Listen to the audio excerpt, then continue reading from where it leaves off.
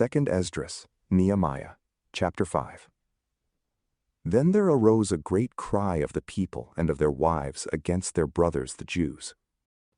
For there were some who said, "We, our sons and our daughters, are many. Let us get grain, that we may eat and live." There were also some who said, "We are mortgaging our fields, our vineyards, and our houses. Let us get grain because of the famine." There were also some who said, "We have borrowed money for the king's tribute, using our fields and our vineyards as collateral. Yet now our flesh is as the flesh of our brothers, our children as their children. Behold, we bring our sons and our daughters into bondage to be servants, and some of our daughters have been brought into bondage. It is also not in our power to help it, because other men have our fields and our vineyards." I was very angry when I heard their cry and these words. Then I consulted with myself, and contended with the nobles and the rulers, and said to them, "You exact usury, every one of his brother." I held a great assembly against them. I said to them, "We, after our ability, have redeemed our brothers the Jews that were sold to the nations. And would you even sell your brothers? And should they be sold to us?" Then they held their peace, and found not a word to say. Also I said, "The thing that you do is not good. Shouldn't you walk in the fear of our God, because of the reproach of the nations, our enemies? I likewise, my brothers and my servants, lend them money and grain. Please, let us stop this usury.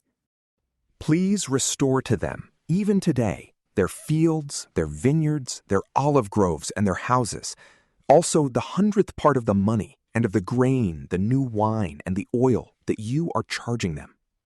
Then they said, "We will restore them, and will require nothing of them. We will do so, even as you say." Then I called the priests, and took an oath of them that they would do according to this promise. Also I shook out my lap, and said, "So may God shake out every man from his house and from his labor that doesn't perform this promise. Even may he be shaken out and emptied like this." All the assembly said, "Amen," and praised the Lord. The people did according to this promise. Moreover, from the time that I was appointed to be their governor in the land of Judah, from the 20th year even to the 32nd year of Artaxerxes the king, that is, 12 years, I and my brothers have not eaten the bread of the governor. But the former governors who were before me were supported by the people, and took bread and wine from them, plus 40 shekels of silver. Yes, even their servants ruled over the people. But I didn't do so, because of the fear of God. Yes, I also continued in the work of this wall. We didn't buy any land. All my servants were gathered there to the work. Moreover, there were at my table, of the Jews and the rulers, 150 men, in addition to those who came to us from among the nations that were around us. Now that which was prepared for one day was 1 ox and 6 choice sheep. Also fowls were prepared for me, and once in 10 days a store of all sorts of wine. Yet for all this I didn't demand the governor's pay, because the bondage was heavy on this people.